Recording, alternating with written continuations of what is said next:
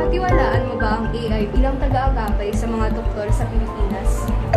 Marahil sapagkat mapakita naman ng AI yung mga informasyon at detalye sa mga pagtulong sa mga doktor para may makita sa mga tao na kung paano nila ito gagawin yung mga pasyente at iba pang mga aspeto sa medikal. Mapagkakatiwalaan mo ba ang AI bilang taga-agapay sa mga doktor sa Pilipinas? Sa tingin ko po, hindi. Since yung sa AI po natin ngayon, masasabi natin na hindi pa siya ganun ka-reliable. And kumbaga may kita natin na meron pa rin mga lapses sa mismo pong sa mga databases ng AI natin. And